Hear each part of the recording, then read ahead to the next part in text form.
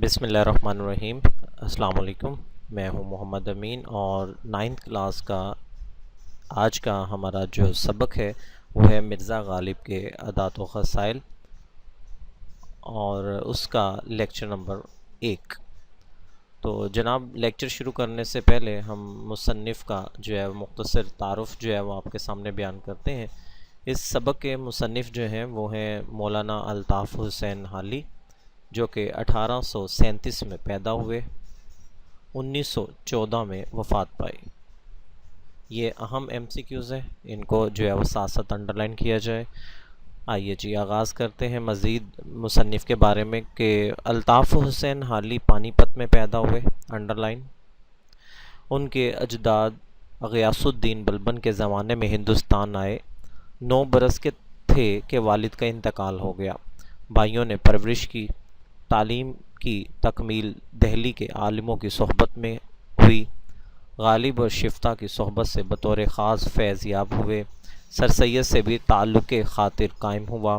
شفتہ اور غالب کے انتقال کے بعد لاہور آئے اور یہاں پنجاب بک ڈپو میں ملازمت کر لی۔ یہیں وہ انگریزی ادبیات سے متعارف ہوئے، جدید طرز کی نظمیں لکھیں اور اردو شاعری کی اصلاح کا بیڑا اٹھایا۔ 1887 میں سرکار حیدرآباد سے 100 روپیہ ماہوار وظیفہ مقرر ہو گیا تو ملازمت ترک کر کے باقی عمر تصنیف و تالیف میں بسر کر دی۔ حالی کے اسلوب بیان کی سب سے نمایاں خوبی مداح نگاری ہے، اور حالی کی غرض اپنے مضمون کو ادا کرنے اور مطالب کو وضاحت سے پیش کرنے کے سوا کچھ نہیں ہوتی۔ ان کی نثری تحریروں میں اعتدال و توازن کا خاص خیال رکھا جاتا ہے۔ بیجا اختصار یعنی غیر ضروری طور پر جو ہے وہ تحریر کو لمبا کرنا، اور یا بیجا طوالت، یہ آگے لکھا بھی ہوا ہے، بات کو بلا وجہ پھیلانا سے اجتناب کرتے ہوئے عبارت کو دلکش، سادہ اور مدلل بنانے میں حالی اپنی مثال آپ ہیں۔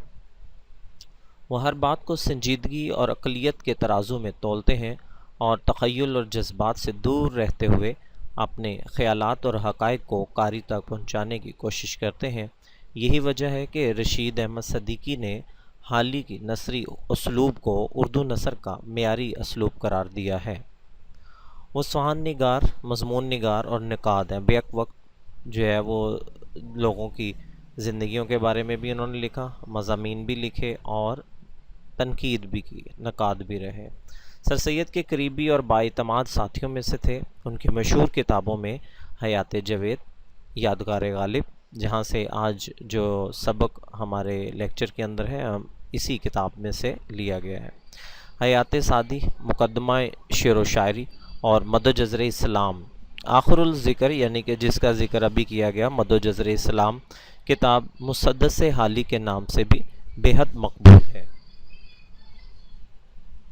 مقدمہ شعر و شاعری، جو دراصل ان کے دیوان کا ایک طویل دیباچہ ہے، جدید اردو تنقید کا نقطہ آغاز ہے۔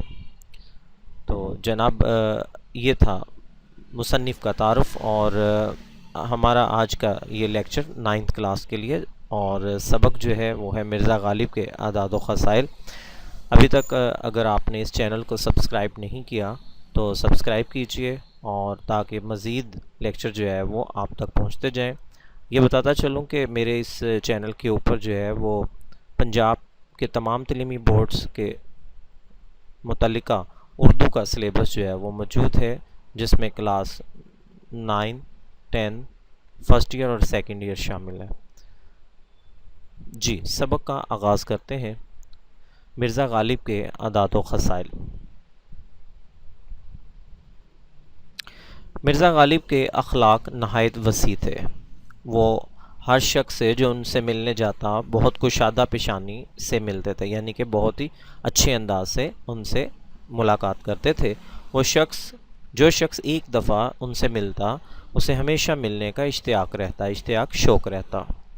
دوستوں کو دیکھ کر باغ باغ ہو جاتے، باغ باغ ہونا خوش ہونا محاورہ، اور ان کی خوشی سے خوش اور غم سے غمگین ہوتے. اب یہ ایک ایم سی کیوز بھی ہے بلکہ شارٹ آنسر کویشچن بھی آتا ہے بورڈ کے پیپروں میں کہ ان کے دوستوں کے ساتھ ان کا تعلق کیسا تھا، اور اس میں یہ جواب بھی لکھ سکتے ہیں کہ وہ ان کی خوشی میں خوش ہوتے تھے اور غم میں غمگین ہوتے تھے. اس لیے ان کے دوست ہر مذہب اور ملت کے نہ صرف دلی میں بلکہ تمام ہندوستان میں بے شمار تھے. جو خطوط انہوں نے اپنے دوستوں کو لکھے ہیں ان کے ایک ایک حرف سے مہر و محبت، غمخواری اور یگانگت ٹپکتی ہے. یعنی کہ ان کے ایک ایک لفظ سے یہ اندازہ ہوتا ہے کہ وہ اپنے دوستوں کے اوپر جان نشاور کرتے تھے اور کس طرح سے جو ہے وہ ان کی غمخواری، غم کو جو ہے وہ ختم کرتے تھے. ہر ایک خط کا جواب لکھنا وہ اپنے ذمے فرض عین سمجھتے تھے. ان کا بہت سا وقت دوستوں کو جواب لکھنے میں صرف استعمال. بیماری اور تکلیف کی حالت میں بھی وہ خطوط کے جواب لکھنے سے باز نہ آتے تھے، یعنی کہ نہ رکتے تھے. وہ دوستوں کی فرمائشوں سے کبھی تنگ دل نہ ہوتے تھے. غزلوں کی اصلاح کے سوا اور طرح طرح کی فرمائشیں ان کے بعض خالص و مخلص دوست کرتے تھے اور وہ ان کی تکمیل کرتے تھے. لوگ ان کو اکثر بیرنگ خط بھیجتے تھے. بیرنگ ود آؤٹ ٹکٹ، بغیر ٹکٹ کے. ٹھیک ہے جی، یہ یاد رکھیے گا، یہ انگلش کا لفظ ہے جس کا مطلب ہے بغیر ٹکٹ کے. مگر ان کو کبھی ناگوار نہ گزرتا تھا، کبھی برا نہ لگتا تھا. اگر کوئی شخص لفافے میں ٹکٹ رکھ کر بھیجتا تو سخت شکایت کرتے تھے. تو جناب ٹکٹ لفظ بار بار آ رہا ہے تو میں چاہوں گا کہ آپ مجھے یہیں پہ کمنٹس باکس میں جو ہے وہ لکھیے ٹکٹ مذکر ہوتا ہے یا مؤنث. یہ ایک چھوٹا سا سوال میں نے آپ کے لیے چھوڑ دیا. اہم اقتباس ہے جی، بورڈ میں اکثر آ چکا ہوا ہے. بورڈ جب میں ذکر کروں تو اس کا مطلب ہے پنجاب کے تمام تعلیمی بورڈز، بلکہ آزاد کشمیر بورڈ بھی اس میں شامل ہے. مروت اور لحاظ مرزا کی طبیعت میں بدرجہ غایت تھا، بہت زیادہ حد تک تھا. باوجود یہ کہ اس کے باوجود کہ آخری عمر میں وہ اشعار کی اصلاح دینے سے بہت گھبراتے تھے، یعنی کہ اس کی درستی کرتے ہوئے گھبرانے لگے. بہیمہ اس کے علاوہ کبھی کسی کا قصیدہ یا غزل، قصیدہ بادشاہ یا کسی زندہ شخص کے بارے میں اس کی تعریف کی گئی ہو ایسی نظم، ٹھیک ہے، اور غزل بغیر اصلاح کے واپس نہ کرتے تھے. ایک صاحب کو لکھتے ہیں کہ جہاں تک ہو سکا احباب کی خدمت بجا لایا ہوں اور آ کے اشعار، یعنی کہ اشعار کے ورک دیکھتا تھا اور اصلاح دیتا تھا. اب نہ آنکھ سے اچھی طرح سوجے اور نہ ہاتھ سے اچھی طرح لکھا جائے.